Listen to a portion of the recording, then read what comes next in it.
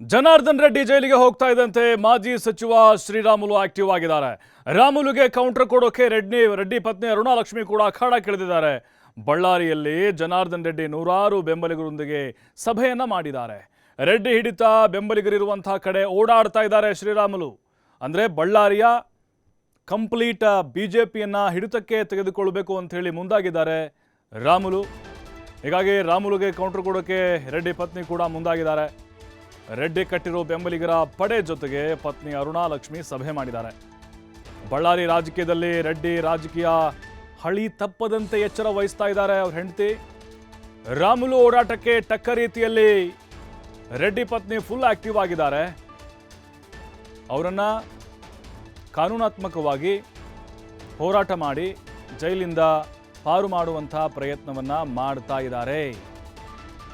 ನೋಡಿ, ರಾಮುಲು ಮತ್ತು ಜನಾರ್ದನ್ ರೆಡ್ಡಿ ಒಂದು ಕಾಲದಲ್ಲಿ ಕುಚ್ಚುಕ್ಕು ಚಡ್ಡಿ ದೋಸ್ತಿಗಳು, ಆದರೆ ಈಗ ಆ ಸಂಬಂಧ ಉಳಿದಿಲ್ಲ. ಇವರು ಮತ್ತೆ ಬಿಜೆಪಿಗೆ ಬಂದ ಮೇಲೆ ಇಬ್ಬರು ಸಂಘಟನೆಯಲ್ಲಿ ತೊಡಗಿಕೊಳ್ತಾರೆ ಅಂತ ಎಲ್ಲರೂ ಅಂದ್ಕೊಂಡಿದ್ರು, ಆದರೆ ಆಗಲಿಲ್ಲ. ಅವ್ರದ್ದೊಂದು ಬಣ ಇವ್ರದ್ದೊಂದು ಬಣ ಅಂತ ಬಳ್ಳಾರಿ ಈಗಲೂ ಕೂಡ ಇದೆ. ರೆಡ್ಡಿ ಪತ್ನಿ ಅರುಣಾಲಕ್ಷ್ಮಿಯವರು ಅಖಾಡಕ್ಕಿಳಿದಿದ್ದಾರೆ. ರಾಮುಲು ಎಲ್ಲಿ ಜನಾರ್ದನ್ ರೆಡ್ಡಿ ಸ್ಥಾನವನ್ನು ಕಿತ್ಕೊಂಡು ಬಿಡ್ತಾರೆ ಅನ್ನುವಂಥ ಭಯ ಕೂಡ ಅವ್ರಿಗೆ ಕಾಡ್ತಾ ಇದೆ. ಅಸ್ತಿತ್ವನೇ ಇಲ್ದಂಗೆ ಮಾಡಿಬಿಡ್ತಾರೆ ಅಂತೇಳಿ. ಯಾಕೆಂದರೆ ಈಗ ಬಳ್ಳಾರಿ ಬಿ ಜೆ ಪಿಯಲ್ಲಿ ರಾಮುಲು ಹವಾ ಕೂಡ ಕಡಿಮೆ ಆಗಿದೆ. ಯಾಕೆಂದರೆ ಅವರು ಲೋಕಸಭೆಯಲ್ಲಿ ಕೂಡ ಸೋತರು, ವಿಧಾನಸಭೆಯಲ್ಲಿ ಕೂಡ ಸೋತಿದ್ದಾರೆ. ಜೊತೆಗೆ ರೆಡ್ಡಿ ಅವರ ಹೆಂಡತಿ ಕೂಡ ಸೋತರು. ಇಲ್ಲಿ ಇವರು ಗಂಗಾವತಿಯಲ್ಲಿ ಗೆದ್ದರು. ಆದರೂ ಕೂಡ ರೆಡ್ಡಿ ಹವಾ ಅಲ್ಲಿ ಕಡಿಮೆ ಆಗಿರಲಿಲ್ಲ. ಈಗ ರಾಮುಲು ಆ್ಯಕ್ಟಿವ್ ಆಗ್ತಿದ್ದಂತೆ ಅರುಣಾಲಕ್ಷ್ಮಿಯವರು ಕೂಡ ಅಖಾಡಕ್ಕೆ ಧುಮುಕಿದ್ದಾರೆ. ರೆಡ್ಡಿ ಬೆಂಬಲಿಗರ ಜೊತೆ ಸಭೆ ಮಾಡ್ತಾ ಇದ್ದಾರೆ. ಕಾನೂನಾತ್ಮಕವಾಗಿ ಹೇಗೆ ಹೋರಾಟವನ್ನು ಮಾಡಬೇಕು ಅನ್ನೋದ್ರ ಬಗ್ಗೆ ಕೂಡ ಚರ್ಚೆಗಳು ನಡೀತಾ ಇದೆ.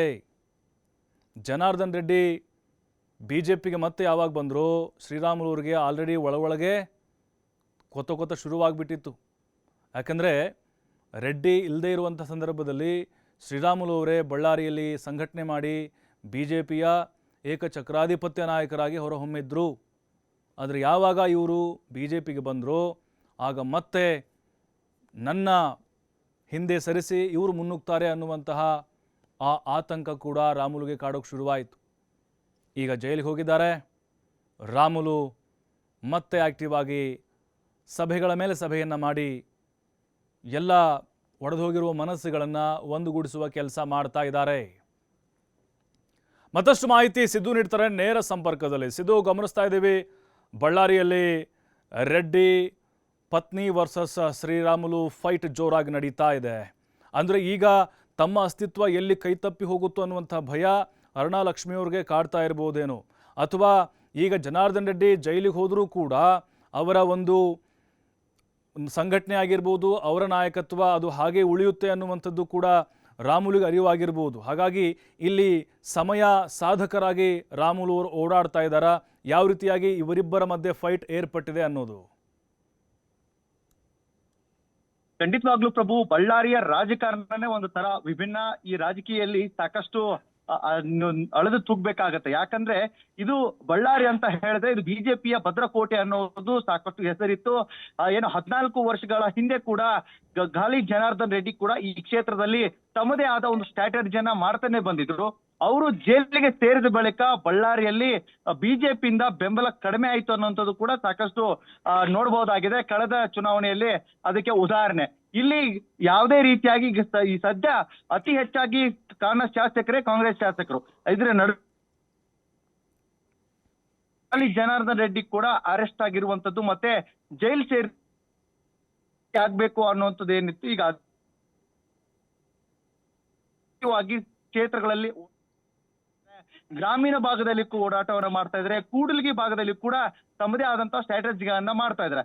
ಇದರ ಜೊತೆಯಾಗಿ ಅಂದ್ರೆ ಇಲ್ಲಿ ಗಾಲಿ ಜನಾರ್ದನ್ ರೆಡ್ಡಿ ಯಾರ ಜೊತೆಗೆ ಬೆಂಬಲಿಗರಿದ್ರೋ ಮತ್ತು ಯಾರು ಬಿಜೆಪಿಯಲ್ಲಿ ಲೀಡರ್ಸ್ ಗಳಿದ್ದಾರೆ ಆ ಲೀಡರ್ಸ್ ಗಳನ್ನ ಸೇರಿಸೋದು, ಸಭೆ ಮಾಡೋದು, ಅವರ ಕುಂದುಕೊರತೆಗಳಾಗಿರ್ಬೋದು, ಕ್ಷೇತ್ರದಲ್ಲಿ ಇರುವಂತಹ ಸಮಸ್ಯೆಗಳಾಗಿರ್ಬೋದು, ಇವೆಲ್ಲವನ್ನ ಸರಿಪಡಿಸೋದಾಗಿರ್ಬೋದು, ಇನ್ನೆಲ್ಲವನ್ನ ಕೂಡ ಸಾಕಷ್ಟು ಸಭೆ ಮೇಲೆ ಸಭೆ ಆಗಿರ್ಬೋದು, ಅನೇಕ ಖಾಸಗಿ ಕಾರ್ಯಕ್ರಮಗಳಲ್ಲಿ ಕೂಡ ರಾಮುಲು ಅವರು ಸೇರ್ತಾ ಇದ್ದಾರೆ.